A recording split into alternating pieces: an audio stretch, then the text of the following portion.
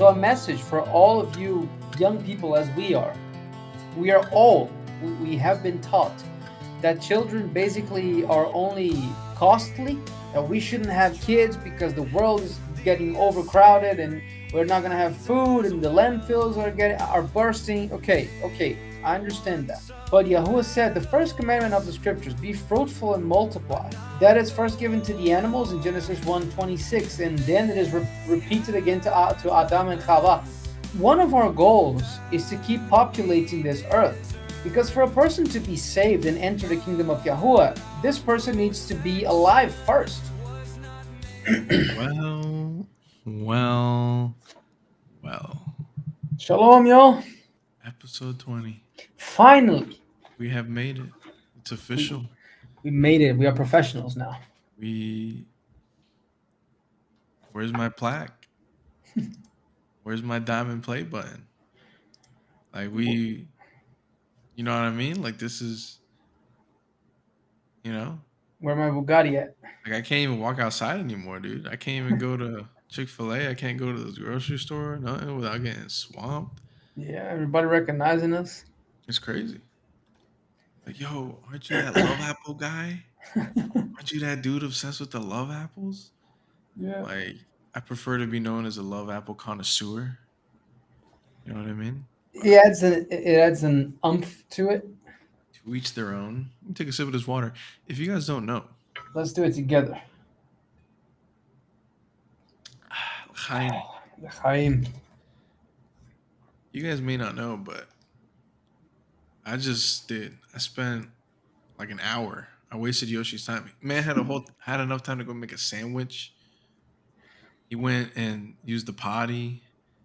He hung out with his wife, wrote a poem. A little bit. Went for a horse ride and came back, and we just not getting started. But you know what? I'm just glad we're here. I'm glad you're here. But most importantly, Yahuwah's glad you're here. And he's glad we're here too. So, welcome to episode 20, the big 2-0. 20. How do you say it in Portuguese? 20. Same thing? 20? With a V instead of a B. Okay. Welcome to episode 20. Today, hey, and you know what? There's a lot of milestones happening on a lot of milestones, 20. A lot of first times. Today we complete Genesis. Amen. So if you have been watching this whole time, this is a big, now it's like we move, it's like a next, it's like that big step. It's the next level. You know what I mean? So we're excited, big moment. We're reading the last 4 chapters. Now it's 2. It's 2? 2 chapters, 49 and 50. 49 and 50. And another thing that's happening is we are also live. At this very moment. And if it's not live, that means this got edited out because it didn't work as planned. So you know what? We try to go live, see if we can just reel some suckers in. Reel some guys in here, you know what I mean? I got the rod here. Yep. And got a nice little piece of bait on there. And we're going to start live streaming these every Thursday night. Yahuwah willing. Yeah, willing. And if but you didn't say it was going to be Sunday like at 8 a.m.? Why are you guys changing your mind so much? Life happens, I guess. And it might change again. I ain't even going to lie to you. You know what I mean? We just kind of go with the flow. And look, I know we're like, you guys are thinking it's episode 20. These guys are like professionals. Like they just have like 1 million subscribers. They got all these people. Like, man, I still got a job, bro. I still got a job. Yoshi got his job. And we got a lot of obligations. So we're trying our best to like make this. And you got to remember too, Yoshi's all the way in Brazil. I'm all the way in the United States here. Yeah. So to coordinate our 2 very busy schedules. I've gone through a lot of life changes recently. Got married, got into a new place. Plus work's always busy. It's just, we're trying to find a good balance of making sure we're giving you the time he deserves for this. And And also We're not to make recording. something sloppy, like we're trying to do our Yeah, best in this thing, not to just do anything, but to try to do the best we can. So that takes a little bit of planning and coordination. yeah, and and we're figuring it out. So it's Yep. maybe willing one day we're able to just pour everything into this as we'd like, and then it's a different situation. But in the meantime, we're doing what we can with what we got. So we appreciate you guys for joining. Hey, man, don't forget to like, to comment, to subscribe. D- Don't forget to share.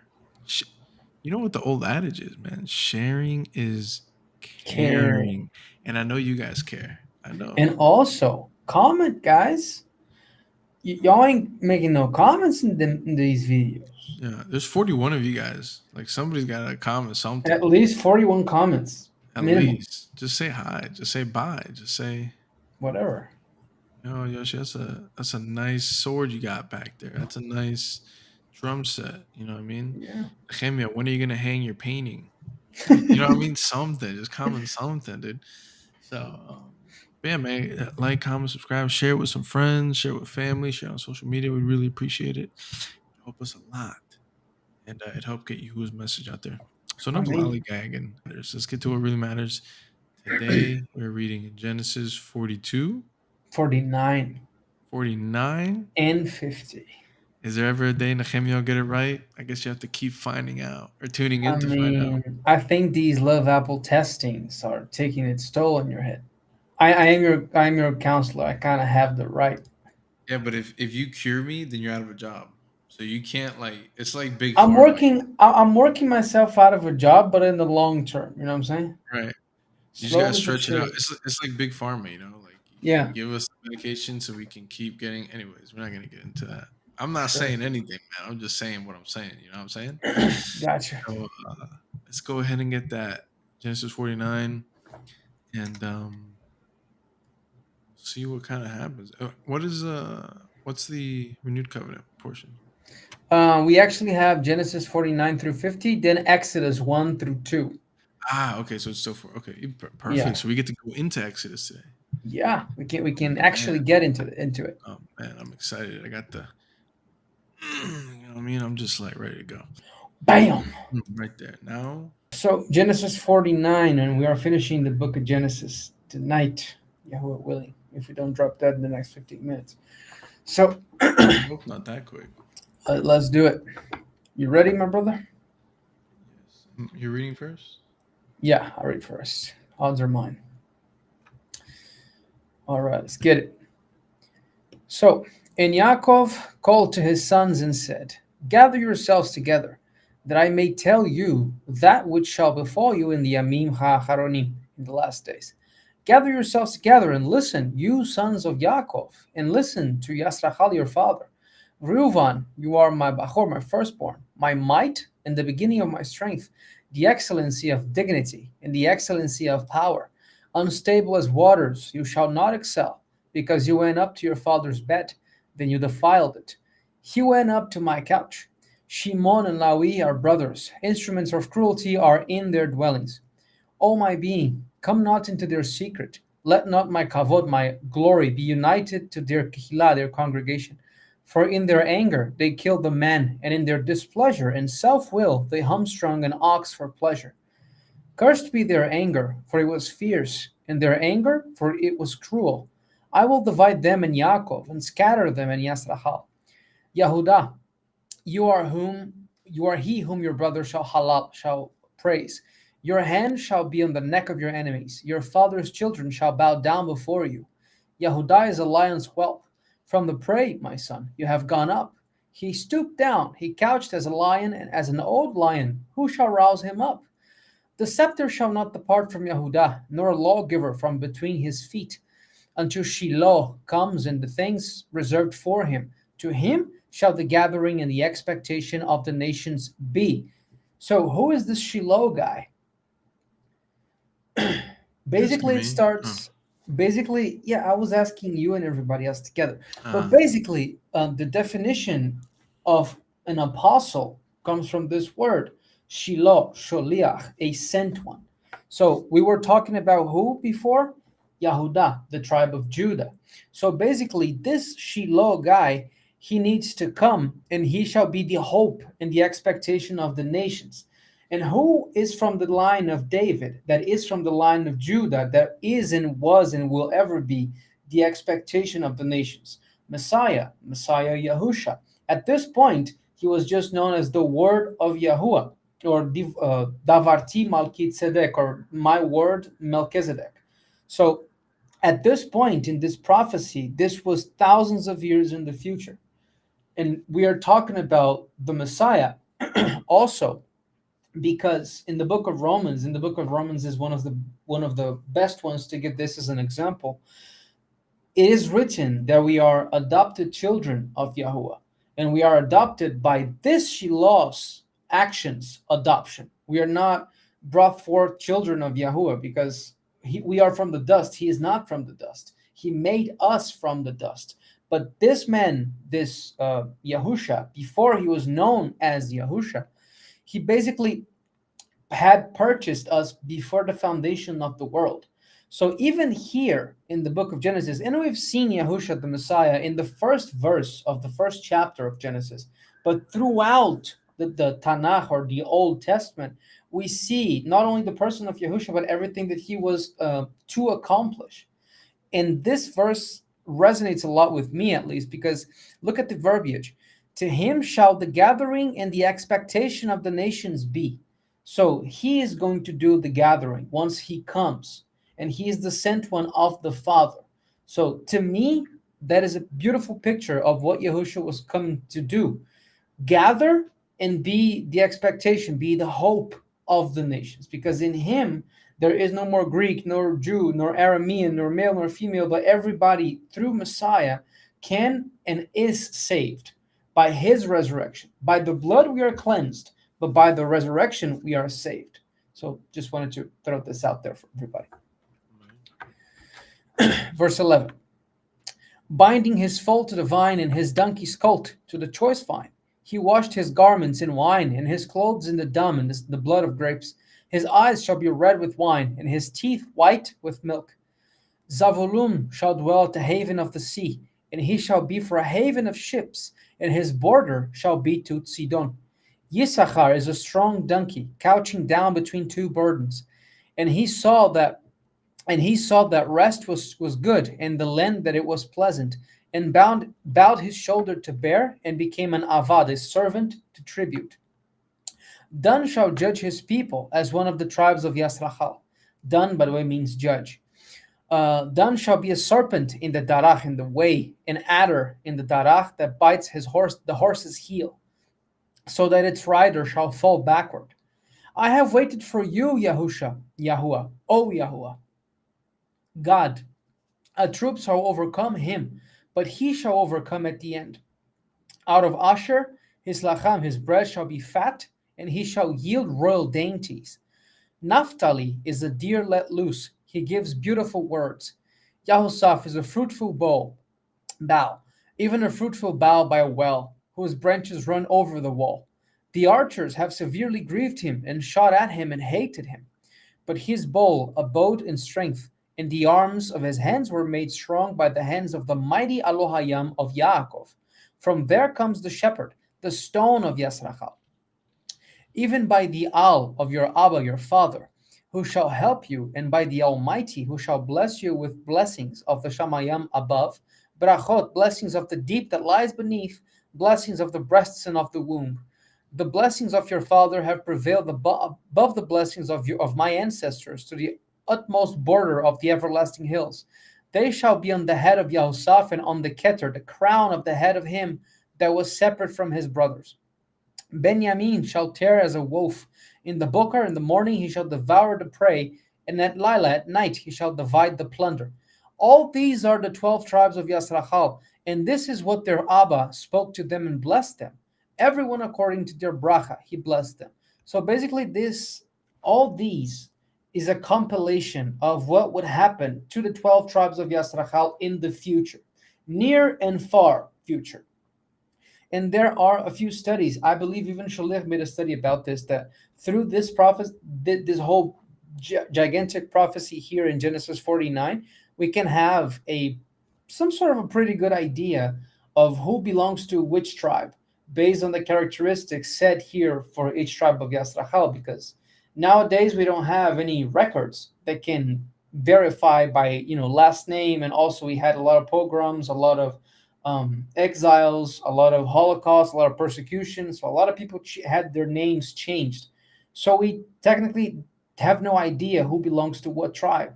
And my personal opinion is that Yahuwah did this on purpose so we could flee finally from these lineage theologies that salvation is blood related, and if you're not of that specific tribe you cannot be saved, or if you don't have that specific skin color. So I believe Yahuwah did this on purpose to basically say you have only one door back to me, and this door is Yahusha, regardless of where you were born, regardless of what tribe you belong to, regardless of what skin color you have, regardless of if you are blue blooded or not.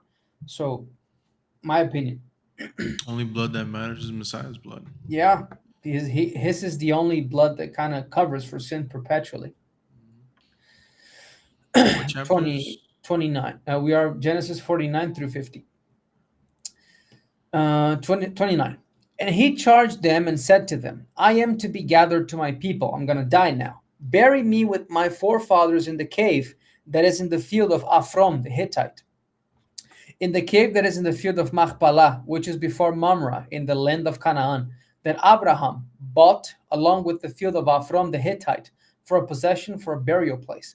They that buried Abraham and Sarah his wife, there they buried Yitzchak and Rivka his wife, and there I buried Leah. The purchase of the field and of the cave that is there was from the children of Chat. And when Yaakov had made an end of commanding his sons, he gathered up his feet in the bed and yielded up the Ruach, the spirit, and he was gathered to his people. So this is the deathbed scenario of Yaakov, our forefather, Jacob, Yisrael. Amen. Okay. Nechemyah, Chapter 50. you up to bat. Let's get it. And Yosef fell upon his Abba's face and wept upon him and kissed him. And Yosef commanded his Avadim, the physicians, to embalm his father. And the physicians embalmed Yashrael. And 40 days were fulfilled for him, for so are fulfilled the days of those who are embalmed. And the Mitzrayim mourned for him 17 days. So we see not only did his own family mourn for him, but even the Egyptians, even those outside there. That's the kind of impact that he had. Right? And he was the father of the governor. So technically, they only knew him for 17 years, Israel. But in those 17 years, that was the sheer impact that he imprinted in everybody there. 4. And when the days of his mourning were past, Joseph spoke to the Bait, the house of Pharaoh, saying, If now I have found chen in your sight, in your eyes, please speak to Pharaoh, saying, My father made me swear, saying, See, I desire to die in my grave that I have dug for myself in the land of Canaan. There shall you bury me. Now therefore let me go up, please, and bury my Abba, and I will return again. And Pharaoh said, Go up and bury your father, even as he had made you swear. And Joseph went up to bury his father, and with him went up all the servants of Pharaoh, and the Shamashim of his Bait, and all the Shamashim of the land of Mitzrayim. That's the elders, right? Yeah. And all the Bait, verse 8, and all the Bait of Joseph and his brothers and his father's Bait, only their little ones and their flocks and their herds they left in the land of Goshen. And there went up with him both Merkavot, chariots, and horsemen, and it was a very great company. And they came to the threshing floor of Atad, which is beyond the Jordan River, and there they mourned with great and very severe lamentations. And he mourned for his Abba, Shava Yamim, 7 days. Yeah. Just made that up, okay. That's it. Sitting Sheva, even the Jewish people, they do that to this very day, the custom of having at least 7 days of mourning for their dead. And when the inhabitants of the land, the Canaanites, saw the mourning in the floor of Atad, they said, This is a severe mourning for the Mitzrayim, for the Egyptians. Therefore the name of it was called Chaval Mitzrayim, which is beyond the Jordan. And his sons did to him according to all he commanded them. For his sons carried him into the land of Canaan and buried him in the cave of the field of Machpelah. that Abraham brought along with the field as a possession for a burial place from Ephron the Hittite before Mamre. And Joseph returned into Mitzrayim, he and his brothers, and all that went up with him to bury his father, after he had buried his father. And when Joseph's brothers saw that their Abba was dead, they said, Joseph, maybe will hate us and will certainly repay us all the evil that we did to him. And they sent a messenger to Joseph, saying, your Abba did command before he died, saying, so shall you say to Joseph, please forgive the trespass of your brothers for their sin, for they did to you evil. And now we beg you, forgive the trespass of the servants of the Elohim of your father. And Joseph wept when they spoke to him. And his brothers also went and fell down before his face. They said, see, we will be your servants. Again, another, uh, what's the word I'm thinking of? Another confirmation of the dream that Joseph had as a child that caused Yep. this whole debacle in the first place. Right Yeah. here, they are now saying, "Oh, we're going to be your servant. We're going to be your servant." And this is exactly what he said. Um, this is exactly what he was saying was in his dream. Yep. And also, I love the beautiful picture of all the tribes of Israel bowing down before Yahusha. Because remember, as we have been Yeah, yeah, following in the episodes, the whole life of Yahusaf is a picture of Messiah's work and everything that he would do when he came to the earth, and afterwards in the return. Now that we are understanding about the 70 A.D., not new doctrine because it has been there this whole time. It's just a new understanding for us. restored. Yeah, is restored. So we have been understanding that Yahusaf is a picture, is a show and tell of everything that Yahusha would do. And now we see again all the tribes bowing down before Yahusha once again.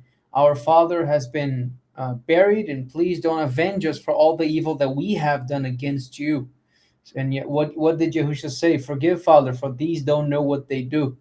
So, like we see again, another confirmation, another messianic confirmation.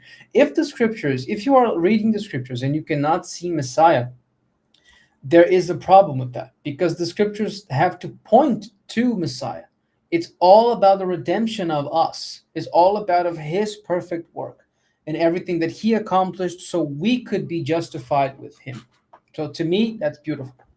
Right. And it's beautiful too, because if any of you have watched all the way from episode one, 20 some odd, 19 some odd episodes back, First of all, thank you. thank you. You're a real one. You're a real one.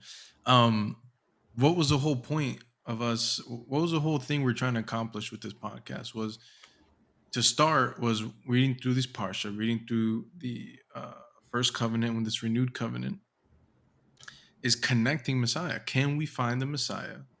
Can we find that connection with Yahusha in the first covenant? Because what you see, nowadays, and we've talked about this probably a million times already, is just, nowadays you have this division, right? In mainstream quote unquote religion, which is basically that, for the most part, the Jews hold to the Jewish religion holds to the first half of the book. The Christians in the church hold on to the second half. They see the first half as, history, context. It's what got us here, but we are now in an era of grace. We no longer need any of this old stuff.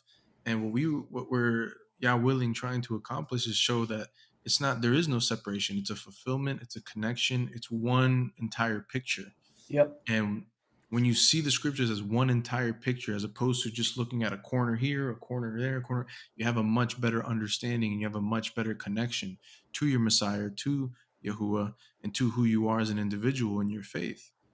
Not Yep. just a Gentile, not just a Jew, not just from the tribe of Benjamin or the tribe of Joseph. And nothing. No, you are Israel. Even if you don't have Israelite blood, you are Israel. As it kind of connects to what we were saying earlier, through the blood of Messiah, because your blood Yep. doesn't matter. It's Messiah's blood that matters. And even if you have no Israelite DNA, through the blood, through his sacrifice and his adoption, you are Israel. And you have such a rich culture and a heritage that to connect with. And that'll just bring life and just rejuvenate and just it's indescribable when you understand that this is something that you're a part of, that it's not just these people in a book that existed 6,000 years ago. Like, no, you're a part of this. You are a continuation of all these people's work, of all their sacrifice. You are a continuation of this. You know You what I'm are saying? their Like, fruit, basically. you are their fruit. They all work, they sowed seed in these fields that you are harvesting.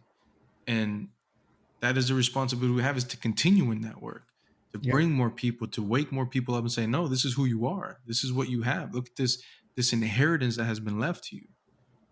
Amen. So, Baruch Hashem Yahuwah. amen. Baruch Hashem Yahuwah. Where were we? 19. 19. And Yosef said to them, fear not, for am I in the place of Elohim? But as for you, you thought evil against me. But Elohim meant it for Tov. Easy for him to say, you know what I mean? He's kind of like running the show over there in Egypt. Yeah. Yeah. He's the governor of everything. Yeah, that's Now what I'm it's easy saying. to say that. Yeah, yeah. But Elohim meant it for Tov, to bring to pass, as it is this day, to save many people alive. Again, painting more of a picture of what Yoshi is saying. Like, this is a type of Yahusha. Type of Yahusha. Now therefore fear not, I will nourish you and your little ones. And he comforted them and spoke kindly to them. And Yosef dwelt in Egypt, he and his father's house. And Yosef lived 110 years. And Yosef saw Ephraim's children until the third generation. The children also of Machir, the son of Manasseh, were brought up upon Yosef's knees. And Yosef said to his brothers, I will soon die, and Elohim will surely visit you and bring you out of this land to the land which he swore to Abraham, to Yitzhak, and to Yaakov. Yosef took an oath from the children of Yisrael, saying, Elohim will surely visit you, you shall carry up my bones from you. Yosef died being 110 years old. They embalmed him, and he was put in a coffin of Mitzrayim. Can you scroll up a little bit? Because this is going to kind of foreshadow what we're about to read in the next book here. 24. And Yosef said to his brothers, I will soon die, and Elohim will surely visit you and bring you out of this land. What land are they in right now? Egypt. Egypt. To the land which he swore to Abraham, to Yitzhak, and Yaakov. And I think this is so important, especially, if anyone is watching right now, if they pay attention to any of Shalek's teachings with this whole, with the restored understanding of covenant eschatology, with understanding that Yahusha didn't physically come on the earth, but he came as a cloud in 70 AD and fulfilled every prophecy and every promise that he has made. Um, this is, you start to see these examples. It's not like just something that just happens randomly. Like, you see these examples in Scripture. What is Joseph saying? There's going to come a time where Yahuwah is going to call you out of this place, and everybody knows Exodus. Most people have read Exodus. You understand that Yahuwah uses Moses to bring the Hebrew people out of Egypt and into the promised land, and so on and so forth. But as you move forward, you're going to see these continual promises and prophecies made, and promises and prophecies completed and come to fruition. And that is followed all the way up into the book of Revelation, and so on and so forth.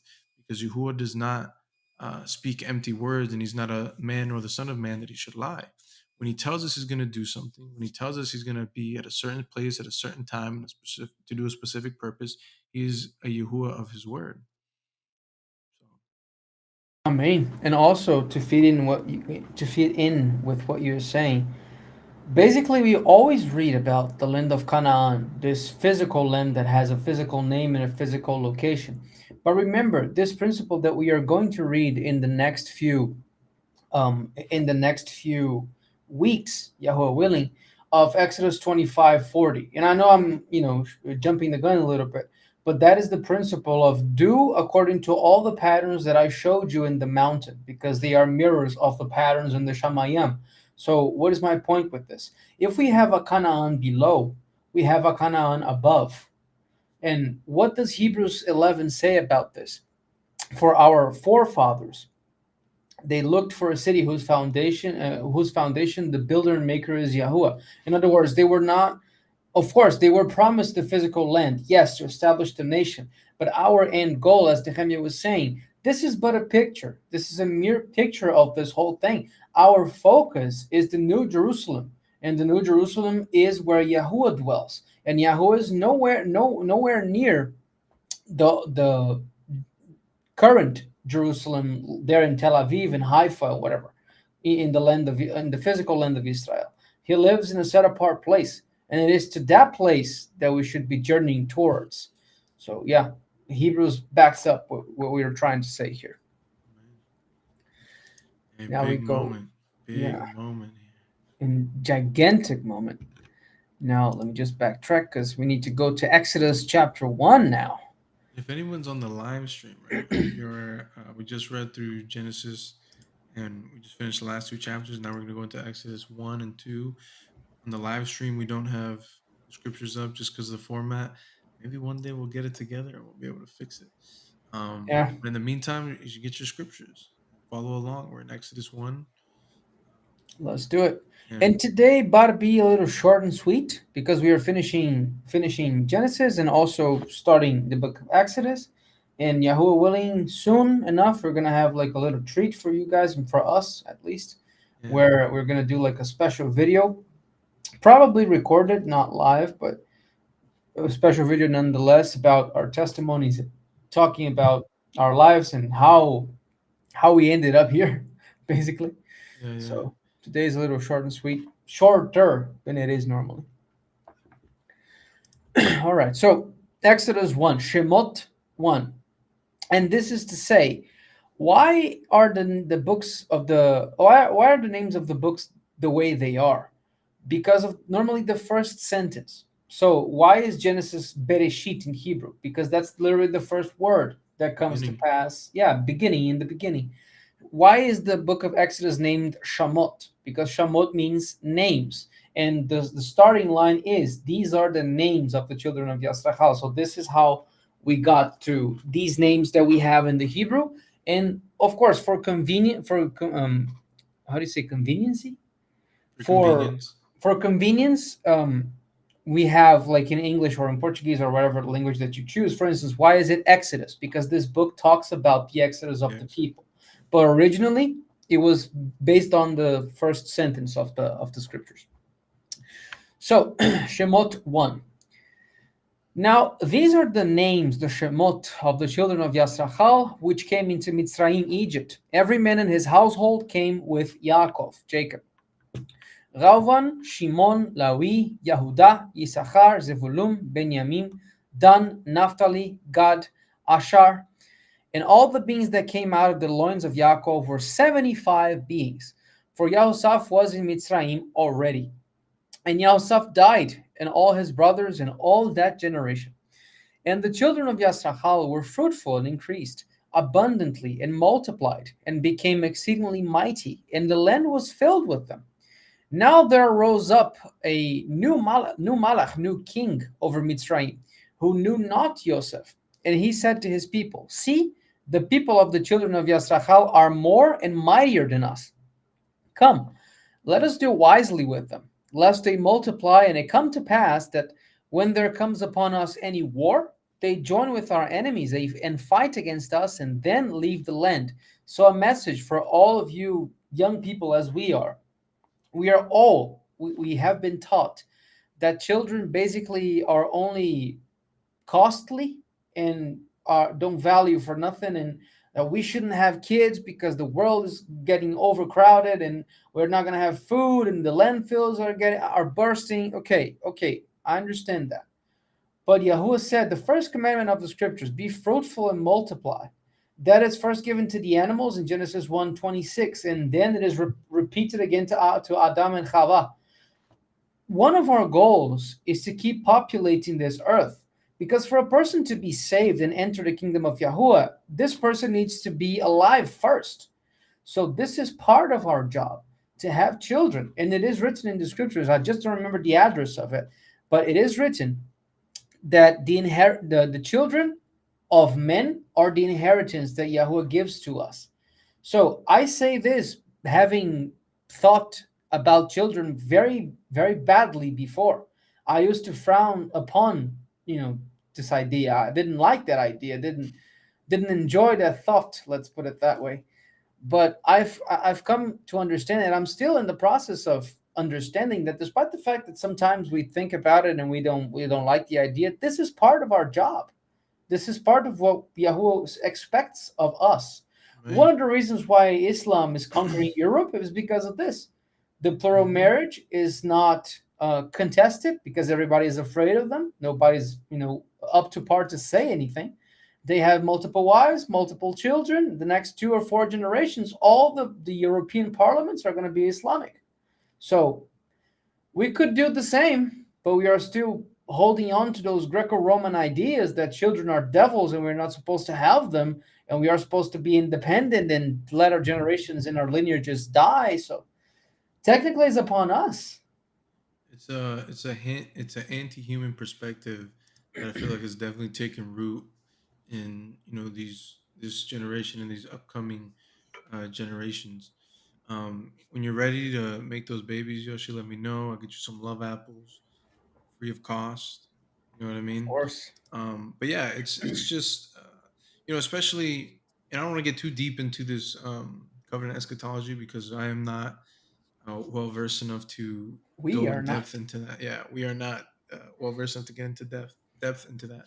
But I think it's also when you don't have the proper understanding that the world isn't going to end, and uh, it's not gonna you're just not gonna come and nuke the world and lay it out to obliterations, which creates this kind of pessimistic, um, you know, why even bother? Why invest? Why even try?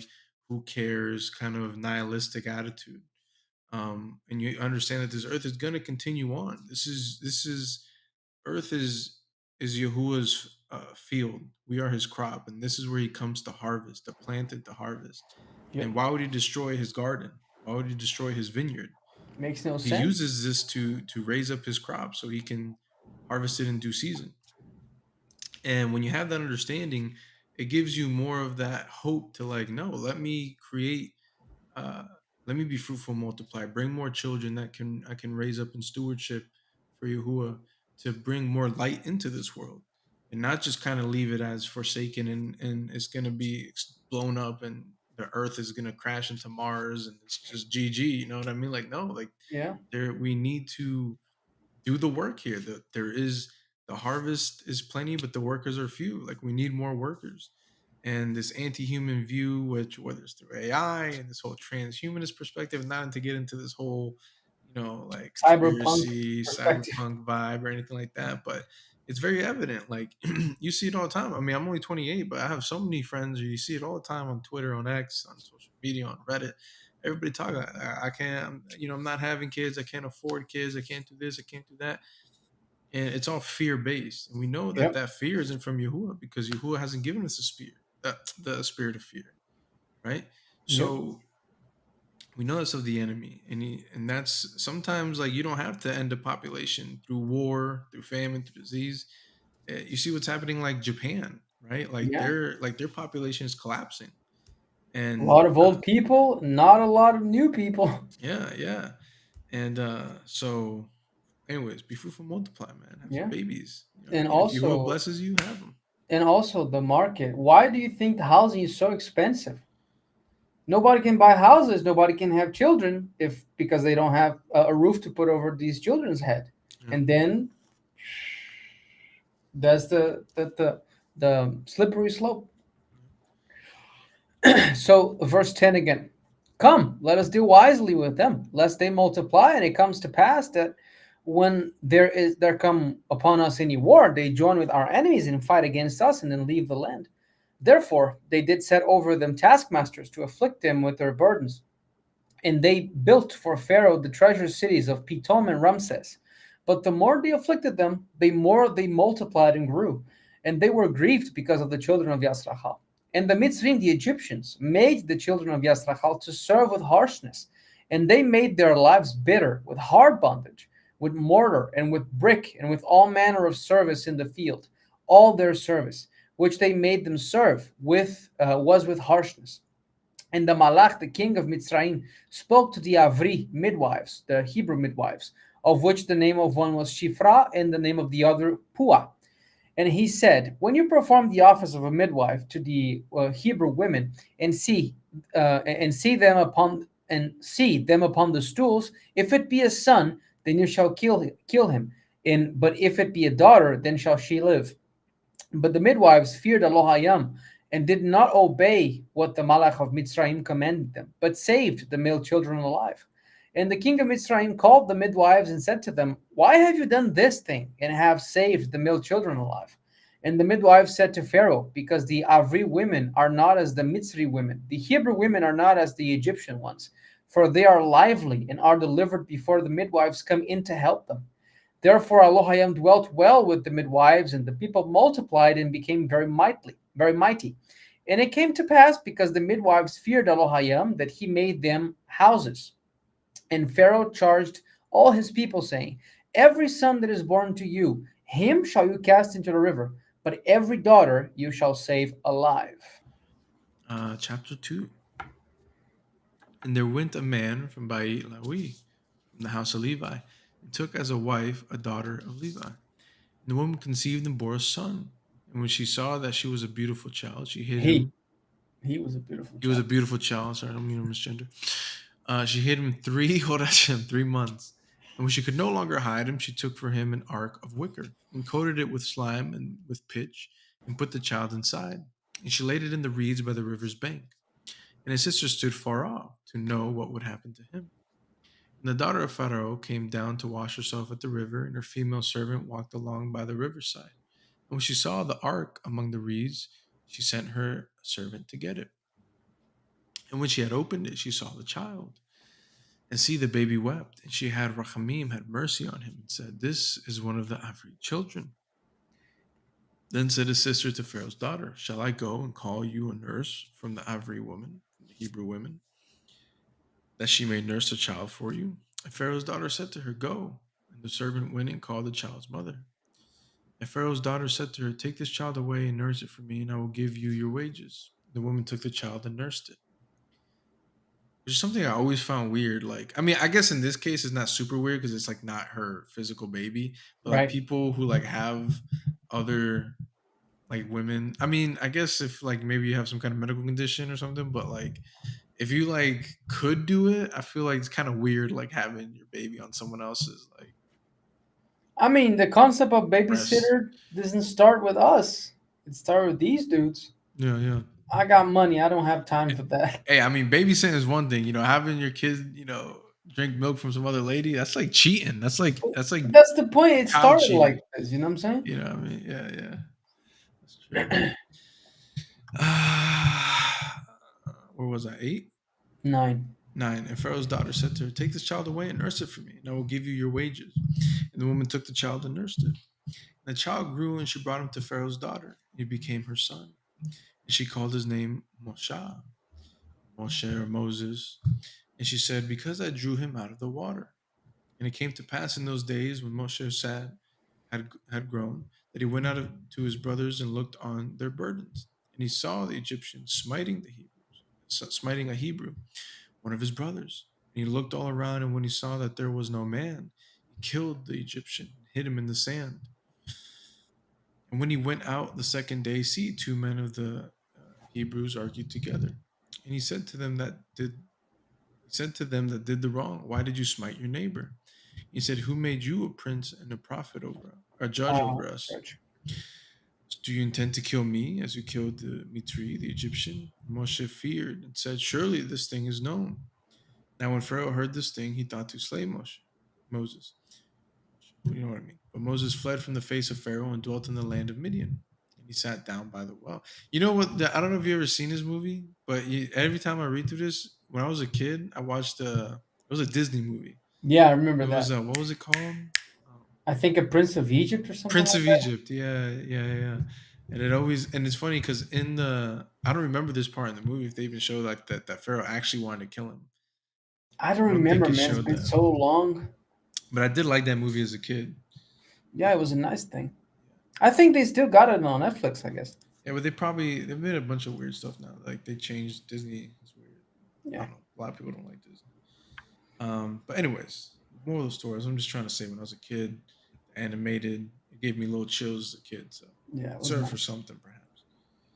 Um, 16. 16. Now when the Kohen, the priest of Midian, had 7 daughters, and they came and drew water and filled the bowls to give water to their father's flock.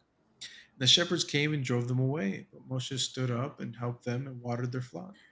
When they came to Reuel, their Abba, he said, how is it that you came back so soon today? And they said, an Egyptian delivered us out of the hand of the shepherds, and also drew enough water for us and watered the flock. And he said to his daughters, and where is he? Why is it that you have left the man? Call him, that he may eat a meal. And Moses was content to dwell with the man, and he gave Moses Zipporah, his daughter. And she bore him a son and called his name Gershom. For he said, I have been a stranger in a strange land. 22 23. again. 22. Okay. And she bore him a son and called his name Gershom. For he said, I have been a stranger in a strange land. And it came to pass, I like that, I've been a stranger in a strange land. And it came to pass in due time that the king of Egypt died, and the children of Yashrael sighed because of the bondage, and they cried, and their cry came up to Elohim because of the bondage. And Elohim heard their groaning, and Elohim remembered his covenant with Abraham, with Isaac, and with Jacob. And Elohim looked upon the children of Yashrael, and Elohim took note of them. Hmm. And Reminds me of when uh what's her name? The first Ishmael, his mother, what was her name? Hagar. Hagar, yeah. When she was when she, She was an that was a Egyptian mess. as well. That was a messed up situation. But they basically used her to get a baby. Then they regretted having the baby, and they kicked her out, and they sent her off to die. And she was in They the desert crying. name here Sarah. She was the one freaking out. Yeah, yeah, yeah. And she ran off into the desert to basically die, and set Ishmael out and under some shade, and just left him there to cry. And then Yahuwah heard the cries. So Yahuwah hears our cries. You know what I mean? All right, guys. If you made it this far, Thank you. first of all, maybe you guys were with us in the live stream. You know what I mean? So if you were, uh, thanks for being in the live stream, and thanks for also watching the recording. We hope you guys enjoyed. We hope you guys got something out of it. Yeah, willing, Yahuwah has used us to um, do something for you. You know what I Yeah. mean? Whatever, whether it's keeping you company, whether it's sharing the word, maybe giving you a good insight. Maybe helping you read. Yeah, maybe helping you read more, giving you, it's like a little book club. Yeah. You know what I mean? Um, so hey man, make sure you like, make sure you comment, make sure you subscribe, share it with your friends, with family, share on social media. It's the best way you can help us if you like what we're doing here. And if you believe in the vision, what's the vision, you ask? Well, the vision is to get Messiah in front of as many people as possible and help them realize that there is a Yahuwah came down for you, that he came to give you a better life, that he came Amen. to give you an escape from the suffering, from the peril, from the lack of shalom, that he came to give you not just life, but life abundant, and to give you a shalom that passes all understanding, and to Amen. give you a rest, and to nourish you, to feed you, to love you, to give you a community, to give you a family. Not one that's going to turn their back on you, not one that's going to cast you away, but bring you in and build you up, and so on and so forth. So hey, love you guys. We appreciate you, and we'll catch you on the next one. Shalom, shalom. Amen. Shalom, y'all.